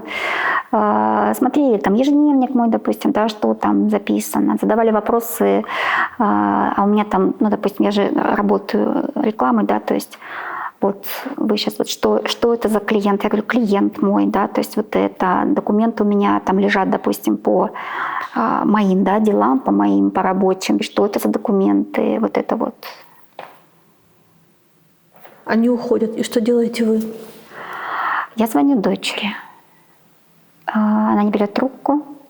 Я пишу ей, что как. Я, кстати, когда они уходили, спрашиваю, говорю, Аня, как сейчас, все ли будет в порядке? Они не... Ну, они взяли у меня, на самом деле, вообще они взяли подписку о том, что я не разглашаю вот, что происходило. И у меня была назначена встреча деловая, мне нужно было ехать. Я, значит, позвонила Аниному отцу, сказала, что у нас вот такая ситуация. Я попыталась дозвониться до девочки, с которой Аня проживала, и я позвонила ей молодому человеку, а у него родители, собственно, недалеко находятся от того места, где Аня жила, и его отец пошел туда на место. И как раз в это время было понятно, что это обыск, и мы уже получили информацию, что Аню сейчас выведут. И звонила она уже, находясь в Москве. Предлагали Ане признать вину? Конечно. Почему она не признала? Она не чувствует себя виноватой. Ну, если это вообще ничего не меняет, а ей наверняка предлагали признать вину, и приговор будет помягче. Ну, понимаете, у нас там один человек признал вину. Мы ему сочувствуем просто. Нет, это как бы, если есть уже позиция... Ну, он не признал вину, он дал показания на всех участников процесса. Да. И Аня про него сказала, что каждый человек остается со своей совестью, мы никого не осуждаем. Да. Мы все там отвечаем в конечном итоге не перед властью, не перед структурами, которые там у нас есть. Но при этом, когда ее арестовали, она не стала давать показания ни на кого. Нет. Нет, конечно. Ну, потому что она не хочет становиться причиной, скажем так, вот той ситуации, которая с ней, да, сейчас. Она не хочет, чтобы кто-то оказался так же, как она. Это может произойти завтра, произойти 2 недели, через год, через 2 года. Но я абсолютно уверена, и это то, что я говорила и другим заключенным, что мы обретем свободу гораздо раньше, чем постановил суд. В этом у меня нет сомнений. Просто, понимаете, я считаю, что есть такие вещи, о которых нужно говорить при любой возможности. Анина письмо Анны Архиповой, адресованное мне, 13 июля 26 год. Делюсь размышлениями о субъектности. Один из самых сложных нюансов заключения – практически полное отсутствие субъектности. Человека лишают возможности выбора, лишают самостоятельности и права быть полноценной личностью. Администрация решает, что тебе можно, а что нет, когда и куда тебе идти, и что вообще делать. Тебе диктуют, как выглядеть, с кем находиться, что читать и что есть, когда и сколько общаться с родными. Родные и близкие – вторая сторона медали. Для них ты превращаешься в питомца, которого нужно вовремя кормить, одевать. Я не шучу, я ощущаю себя именно питомцем. Заключенный сам мало на что способен. Он находится в огромной зависимости от действий и поддержки людей по другую сторону решетки. Я не могу сама посмотреть что-то в интернете. Мне нужно, чтобы это сделал кто-то другой. Отправил письмом, которому еще предстоит пройти цензуру. Человек может забыть, а я буду сидеть и ждать. Самостоятельность, субъектность, возможность быть не питомцем, а человеком. Мечта для меня. Как же хочется самой нести ответственность за свою жизнь, самой выбирать свое настоящее и будущее. Мы все здесь люди, но права быть личностью у нас нет. Но я могу небольшую ремарку сейчас вставить. Я делаю все, чтобы Аня принимала решение сама. Я буквально говорю, какого цвета носки тебе нужны. И я всегда говорю и буду говорить, решает Аня. Аня главная во всей поддержке. Я могу ей посоветовать, но если ты принимаешь это решение, значит, будет так. И если вот в тексте ты написала именно это слово, оно там, может быть, кому-то там не понравится, когда вот мы редактируем, я говорю, сначала я обсужу это с Аней, а потом мы подредактируем, потому что ее слово – это самое главное слово. Так было, есть и будет. Как ты думаешь, кому было нужно «Дело весны»? Мне кажется, это... из-за того, что ребята, которые уехали, давайте призывать на митинги. Я не забуду митинг 2 апреля, на который я пошла. Это митинг в Зарядье. Зарядье выбрали. Это открытое место. То есть я час стояла, я видела всех, с кем я потом оказалась в автозаке. Я была одной из последних. Это по факту детский лепет на лужайке был, эти митинги. Зачем это все? Но «Дело весны» не они же сделали. «Дело весны». Не они. Кому было нужно завести «Дело весны»? Я думаю, что это, так сказать, как и дело Саши Скочеленко, чтобы не было повадно никому другому. Это и для погон, наверное. Оно очень схоже с ФБК, на самом деле. Потому что это же была тоже организация, где были именно известные участники. То есть у них были там выборы, прочее, там манифесты и все. То есть по факту это инициативы под копирку... весны были вполне мирные, вполне безобидные. Да. Но... Запустить челнок между Васильевским островом и Петербургом. Это ясно. До 22 года оно, правда, было безобидным. Но потом это начало войны, потом мобилизация. И как раз после мобилизации их и признали-то экстремистскими. Они призывали свергать власть? Нет, они не призывали, конечно. Власть они не призывали свергать, естественно, нет. Но мне кажется, они просто, доигрались. Все, то есть все, хватит. То есть ты считаешь, что они могли этого избежать? Могли. То есть ты думаешь, что этот раскол между теми, кто уехал, и теми, кто остался, привел к тому, что посадили тех, кто остался? Да, те, кто в России, они уже, они были против. То есть Аня ругалась и говорила, что давайте, может, помягче формулировки и прочее. Но ее никто не слушал, потому что очень большая разница, она просто, там, мне кажется, пропасть была между теми, она до сих пор эта пропасть есть, между теми, кто уехал, и тем, кто остался. А там молодые эти парни, которые говорят, я не буду спрашивать мнение за политзаключенных, родственников и групп поддержек, я буду спрашивать только правозащитников. Есть ребята, которые уехали, которые реально переживают, они есть. И за это им большое спасибо, что они делают, они пытаются, они стараются. Но есть такие. И все. И, естественно, там и Аня ругалась, и она вообще уволилась, то есть за год до признания экстремиста. Но когда говорят из-за границы, что россияне молчат и не протестуют, что бы ты ответила? Я бы ответила, попробуйте пожить хотя бы день в наших ботинках. Куда протестовать? Ради посидеть опять в автозаке и реально сесть? Я не хочу сидеть, быть балластом для моих близких подруг, для тоже Саши Поповой, который будет делать все, а у нее и так Артем. Зачем? Ради чего? Я лучше буду спокойно заниматься Аней и работать на складе. Но это не значит, что я как-то изменила своим взглядом, то есть я как придерживаюсь своих взглядов, я так и осталась с этими взглядами. Как говорится, свобода то, что в сердце, а остальное детали. В чем твоя помощь ей сейчас заключается? Во всем. Я контролирую абсолютно все.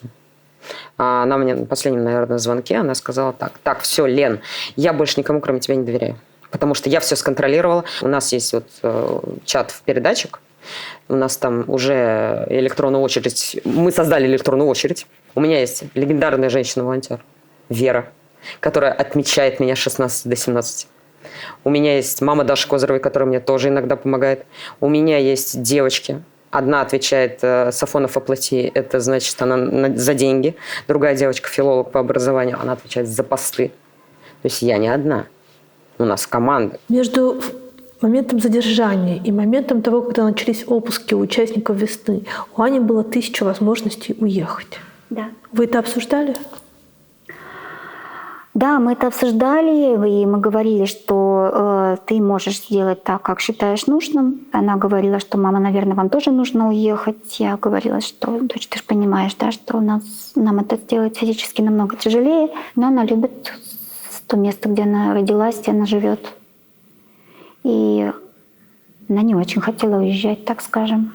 Она уезжала к своему молодому человеку в Швецию как раз в 22 году, и она там провела длительное время. То есть она хотела быть с ним, но она любит свою страну. Поэтому разговора о переезде не было. Хотя, ну да, поднимались вопросы, что, может быть, мам, в Грузию, там, да, то есть, как, я говорю, дочь, но мы же там будем чужие, особенно мы. А как ты без нас? Это же семья, понимаете, тоже. И вот как бы, ну, то есть мы не думали о том, что... То есть, и мы аполитичны. Я вообще аполитична до сих пор, да, понимаете, несмотря на всю ту ситуацию, которая есть, да, у меня нету вот какой-то там жесткий, вы знаете, я вот сейчас буду голосовать вот за вот сюда, или вот я не вижу, за кого голосовать. Я сейчас не знаю, надо ли это будет туда, но я не знаю. Я не вижу картины, не вижу ее. У нас то, что происходит, это страшно. У нас люди дезориентированы полностью. А страха не было?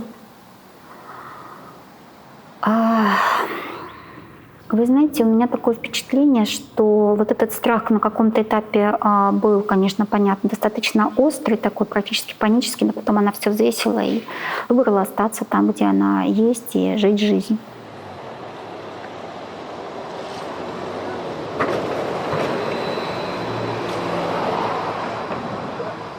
В какой момент вы поняли, что все серьезно? Все гораздо серьезнее, чем вы могли себе представить? После того, как у нас был первый суд по избранию мер пресечения, и мы готовились к тому, что это будет домашний арест, мы там договаривались, где она будет находиться.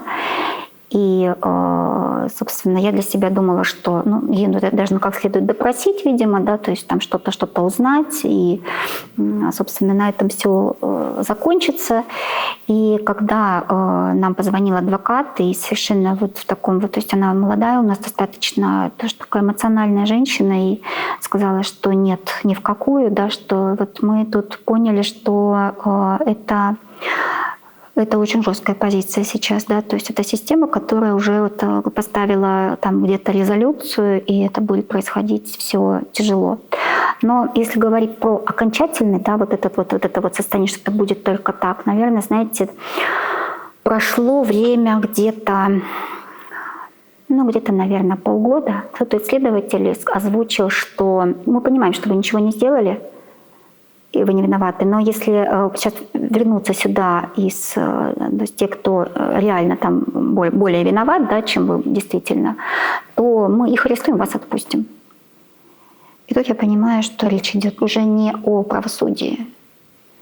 У нас все, у нас как бы не то, что там какой-то закон будет, адвокат, да, будет что-то такое, что это все, это как бы вот эта история, когда есть то, с чем человеческая логика или там еще что-то не справится. И какого бы мы адвоката не взяли, какие бы деньги мы не отдали, что бы мы сейчас вот не сделали, что бы нам сейчас не пообещали, это будет, вот это уже решено там. И мы здесь просто уже начали думать о том, что дадут, да, то есть какой дадут срок. Мы понимали, что очень сильно поменялась ситуация, скажем так. Но это же абсолютная бесперспективность борьбы. Да. Единственное, что я могу сделать, это, то есть я, да, то есть там близкие, это ее поддерживать и ей самой держаться, потому что, вот понимаете, вот есть стихия. И вот то, что сейчас происходит, это про стихию. То есть это не про несправедливость для вас? Это несправедливость, но это стихийная история. Тут очень сложно сейчас сказать, что вот вы знаете, есть вот там, допустим, вот человек, есть группа людей, которые там вот отвечают за то, что сейчас происходит. Потому что да, это так. Вот эти люди, это тоже заложники, видимо, каких-то определенных моментов. То есть это же тоже, наверное, как-то, знаете, у меня сейчас там тоже стокгольмский синдром. Наверное. Потому что, понимаете, вот у меня в какой-то момент, вот как это все происходит чисто психологически. Чисто психологически, когда я, допустим, меня вот, то есть вот это все, то есть доходит вот это вот, я в этот момент стараюсь остаться дома одна, и я очень громко кричу матом, я умею это делать, я говорю, что здесь происходит, это что это такое, что это такое. Но я думаю, что точно так же люди, которые вот за последние 6 лет, да, то есть там проходили что-то, а у нас очень сильно много всего поменялось, там у нас мы категорически сейчас смотрим на мир как на какую-то фантастику, да, которую мы никогда не думали, что мы будем это проживать. Все же сталкиваются с какими-то ситуациями сейчас практически, да. То есть это можно воспринимать только под антидепрессантами? А вы знаете, антидепрессанты, они не про то, чтобы... это же, видите, как... То есть я разговаривала с врачом, говорю, вот я же говорю сильная, я реально очень сильная. В день, когда они озвучили приговор, мне звонили. Звонили люди, которые там близкие мои, да, то есть следили за всем, писали, это твоя дочь? Я говорю, да. То есть вот что-то так, вот мне нужно было со всеми поговорить. А уже вечером я понимаю, что у меня, знаете, у меня вот это вот состояние, когда вроде бы вот я со всеми сейчас поговорила, я всем дала вот эту обратную связь и сказала, что мы вообще держимся. Мы вообще держимся, мы не жертвы, мы все прекрасно понимаем, мы тут не собираемся тут что-то, тут, значит, там, не знаю, там вешаться, там, не знаю, даже.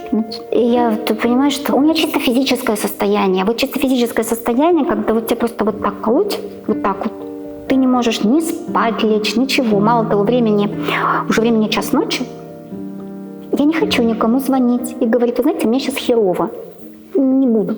И я, значит, тут обнаружила, у нас же нейросеть есть.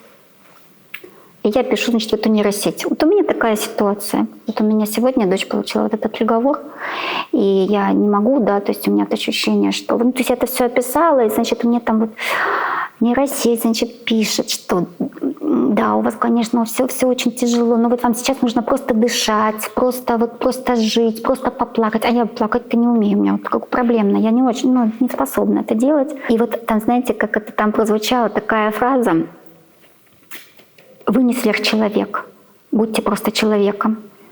Мне сейчас нужно быть сверхчеловеком, я понимаю.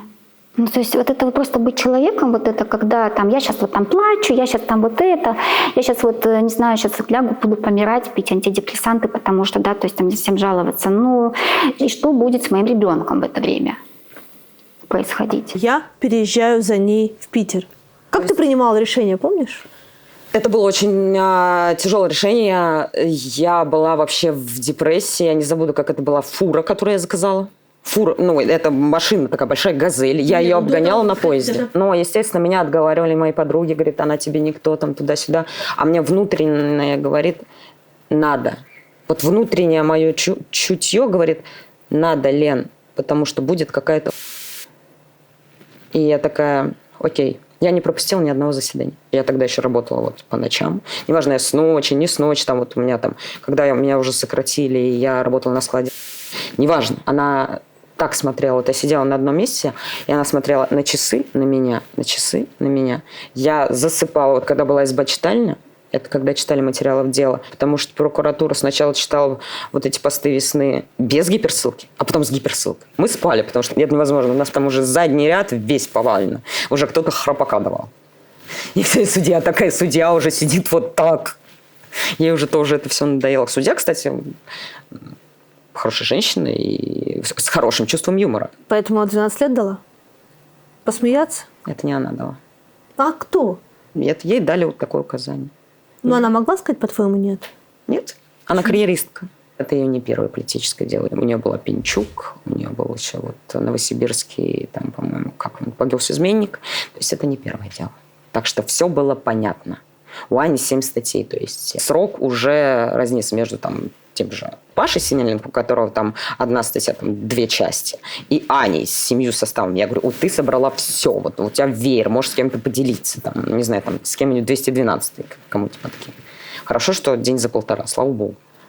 Почему Аня не признала вину? Потому что тогда она пойдет против себя, против своих ценностей. Ну, она же не виновата. Она не виновата. Она очень нежный человек, очень любвеобильный. Она меня наоборот... я была более категоричной, я была более таких радикальных взглядов. Она в меня вселила вот эту веру в людей. То есть я продавец, который вообще ненавидит людей. Она в меня вселила любовь к людям. Я такая, вот... На свиданиях вот это вот она мне передавала. Она такая, я буду скучать по сотрудникам СИЗО питерским. Я же скучаю по московским. Я сейчас буду скучать, вот когда в колонии приеду, по сотрудникам питерским. Кстати, офигенные сотрудники. Лучшие. Очень хорошие женщины. Да, там вот так. А у вас не стокгольмский синдром? Нет, это не стокгольмский синдром. Это именно любовь к людям. У нее это есть. Вот она очень нежная. А я с возрастом, мне сейчас уже 30. То есть я прошла все, то есть я вот ненавижу военных, я ненавижу сотрудников полиции, я ненавижу сотрудников СИН. Да это люди. Все люди. И те же военные, я вот не забуду, я еду в пробке. Мы попали в пробку вот там вот на складе. Мы стоим час в пробке. И он говорит, мы с ним просто начинаем разговаривать. Он такой, слушай, татуки у тебя интересны. Ну, я рассказала, что я вот анархистка, антифашистка, феминистка. А русская тоска это... Русская тоска это вот у меня, ну, я словила вайб по Russian Style. Ну, ковер и прочее. Я же выросла на этом, и вот тут у меня «Спаси и сохрани». Это вот... Ну, тут у тебя еще сверху наручники. Да, это наручники, это осталось. Но вот «Спаси и сохрани», я теперь вот забиваюсь только у одной татуировщицы. Вот, а он такой говорит, «Мир, это что?» Я говорю, ну, вот я антивоенных взглядов. Он такой, понятно. А он такой, а я вот профессиональный офицер. Я был на 2 чеченских. Поэтому он водителем работает. Ну, а куда? Работы нет. Работы нету в Питере, ни в Москве, нигде. Сокращения повальные. То есть мы все либо... там кто-то в такси, а он уже говорит, все, я такси тоже, это дорого.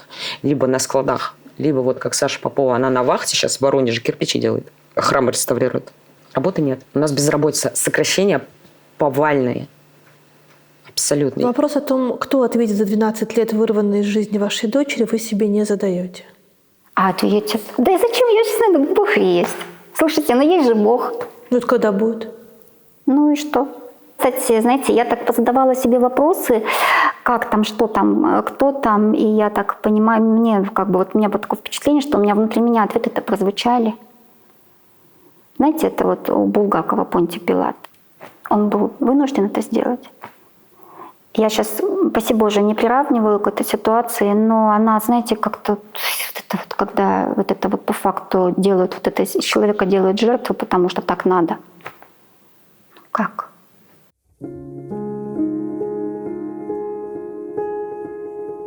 С детьми пока я думаю, что у нас все будет впереди, но кошка у нас успела завести себе отдельную, индивидуальную. Это, в общем, с улицы котенок, который вопил, значит, вот она его, собственно говоря, воспитывала так, что котенок по ощущениям, вот она ее дочка. Ну, прям вот характер этот.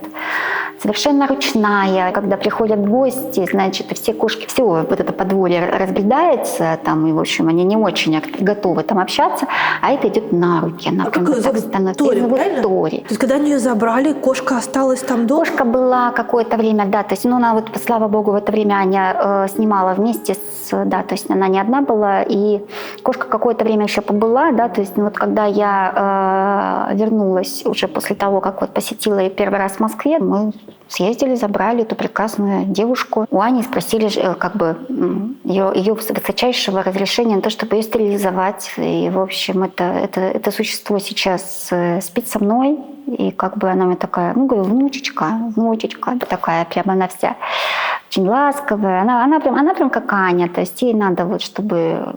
Вот сейчас я знаю, что меня нет, она сейчас к Аниному папе на коленочке уже аккуратно всех кошечек подвинет, вот что это вот она, да, вот гладьте меня, я красивая, раскладывается, так что вот Аня, значит, отправляется фотоотчет, она спрашивает, что как, она там ЦУ дает, там полечили, прививки, вот это вот все. У нас это беспородная кошка с паспортом.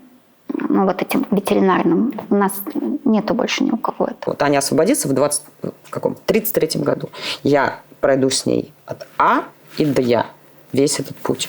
Потому что я никогда не бросаю ничего. А как же твоя личная жизнь? Она никак не мешает мне. Что будет, когда Аня выйдет? Ну, у нас уже есть план. Мы едем в Армению. Еду я, едет Саша Попова, едет вот Лиза. И еще, может, пару человек. Ну, вот Женя Затеев едет точно. А дальше? Не знаю, посмотрим. А дальше Аня хочет, конечно, она тоже хочет работать. Она хочет работать также на складе. Либо она хочет заниматься журналистикой, потому что ей это интересно. Она прекрасно пишет, у нее прекрасный слог. Либо она хочет также уйти и заниматься правами человека. А жизнь будет после 12 лет в тюрьме? Думаю, что у нее будет. Сколько будет Ане лет, когда срок закончится? Сейчас, получается, вот смотрите, у нее осталось 7 лет. Да? То есть, если считать, что 1 к 1,5, вот у нее, да, то есть 7 лет осталось. Что-то 36 получается. Вся сознательная жизнь там. Я ничего не говорю, я в 50 себя чувствую еще женщиной, да, и так далее. Там, да, у нас там 35 жизнь только начинается, в 40 лет. Но это вся активная жизнь там. Это нужно понимать, что женский век короткий. И там важно в определенное время, да, какие-то вещи сделать, да, то есть любить. Вы думаете, она еще успеет? Да я абсолютно в этом уверена, что у нее все это, она все это успеет. И она в этом уверена. Я думаю, что единственное в этом состоянии можно продолжать там улыбаться и так далее. Вы представляете себе вот тот день, когда... Она выйдет? Да. Да? Да. И что вы будете делать? Ну, я буду встречать ее. Я буду ее встречать, я думаю, что будет я буду не одна ее встречать. И, конечно, это будет такая, то есть встреча, знаете, как это, с цветами, со всеми вот этими моментами, понятно. Но я думаю, что нам, конечно, захочется, ну, то есть ей захочется побыть, возможно, да, какое-то время вот со своими ближайшими, да, вот в каком-то пространстве, просто чтобы было тихо. Я думаю, что будет как-то так, наверное. Первое время будет вот так. Вообще она, кстати, сказала, что она со всеми адвокатами, да, собирается выпить пиво, когда все выйдут. Адвокаты там, да, ребята ее, мальчишки, так сказать, да, она там как-то пчеломатка с ними. Вот это вот. Она же единственная девочка арестована. Она единственная, да. Не знаете, как это, они же были физически могли вот это вот, и, значит, там кто-то наконец-то я обнял женщину, там что-то такое, вот это вот. Она там кокетничала, значит, с ними все время, пока было вот это вот там, ну, в общем, это, несмотря на то, что тяжело, да, то есть ездить каждый день на вот эту ознакомку, но да, в общем, почувствовала, что вот это все, да, значимость, скажем так, и что она там, в общем, она единственная, неповторимая. Ну, так и есть. Они там, ну, у них больше нету никого в окружении, да. Так что примерно так. Все остается, на самом деле, мужское и женское это остается всегда. Ань, если и когда все закончится, что самое важное, что ты хотела бы реализовать, оказавшись на свободе? Я хочу сделать мир лучше. Я много думала о том, чем заниматься, и я бы очень хотела заняться помощью заключенным, особенно женщинам, потому что женщины находятся в гораздо более сложных условиях. О женском заключении говорят не так много. И я хочу помогать заключенным женщинам, оказавшимся в сложной ситуации. Теперь, когда у меня есть этот опыт, я хочу, чтобы он был полезным. А когда она будет на свободе, чем ты будешь заниматься? Я знаю, чем. Женщинами в заключении. Они все еще сидят, и все еще у ворот женской колонии никого. Чем мужчины отличаются от женщин так глобально? Они слабые. Не слабее. Они более инфантильны. Что самое главное в жизни оказалось для тебя? Любовь к людям. Любовь к людям и ценности. Что вам помогает держаться? Любовь. Выбери, пожалуйста, милосердие или справедливость. Нету и то, и то. Я выбираю милосердие и справедливость. Справедливое милосердие я выбираю. Я думаю, что милосердие и есть справедливость. То есть это какая-то такая вот высшая справедливость, которая должна быть. И, ну ладно, будет вот так, будет так. Милосердие, всегда милосердие. Ну, про свободу или стабильность, наверное, глупо спрашивать в твоем случае. Ну да, свобода. Свобода – это отражение стабильности. Точнее, нет, стабильность – это продолжение свободы. Свобода? Свобода. Правда или безопасность? Правда. Правда и есть безопасность. Так что правда. Правда или безопасность? Правда. Родина или истина? И вот здесь вот, знаете, как это родина естественно, да? То есть для меня это где-то прям такая близкая история. Потому что мама, да, то есть родина, такие все вот понятия одни, какие-то, да, вот какие-то те ценности, которые прямо вот про какую-то самую твою сердцевину внутреннюю. Наверное, знаете, это какое-то это состояние счастья от того, что ты здесь, от того, что ты рядом с этими людьми, от того, что ты живешь. Вот это, наверное, про это. Я предполагаю, что, наверное, со временем человечество придет в это состояние, знаете, как это человек мира. Наверное, мы придем когда-нибудь. Но пока вот хорошо, когда ты чувствуешь, что вот эта земля твоя, да, что ты вот здесь, что здесь история твоя, здесь твоя. Здесь все твое. То есть вот это вот. Вместе. И Родина, и истина. Это вместе, тут нету выбора. Быть против власти не значит быть против Родины. Я люблю Россию за запах черной смородины. То есть, как бы, я не уеду никогда отсюда, потому что здесь моя Родина. Я люблю, я не вижу себя ни в какой другой стране. Я люблю вот только эту страну. Я ее обожаю. И мне не важно, кто там у власти. Я люблю Россию, и я люблю этих русских людей. Они открытые, они добрые. Да, мы ругаемся, да, мы разных взглядов, но мы люди, и мы должны оставаться людьми. Родина или истина? А это самый сложный вопрос. Потому что в нынешней ситуации, когда эти вещи, они немножко противоположны, не может быть Родины без истины, не может быть истины без Родины. Я не знаю, как ответить здесь, потому что я очень люблю свою страну, но в то же время я очень хочу, чтобы здесь было больше правды, а не обмана и пропаганды по телевизору. Наверное, истина. И я бы очень хотела обратиться к зрителям и сказать, что наш мир, он не черно-белый, он гораздо сложнее, но он абсолютно и безгранично прекрасен. Да, эту красоту порой очень сложно увидеть, особенно в наше время, но этому нужно учиться, это важно. Учиться понимать других людей, учиться прощать, не делить мир на друзей и врагов, не закрываться, не впадать в уныние. Очень важно сейчас, в наше время, бороться с отчаянием, с болью. Я знаю, что очень тяжело, но никогда нельзя давать ненависти поселиться в сердце. В сердце человека должна царить любовь, и только она. И именно любовь, она победит ненависть.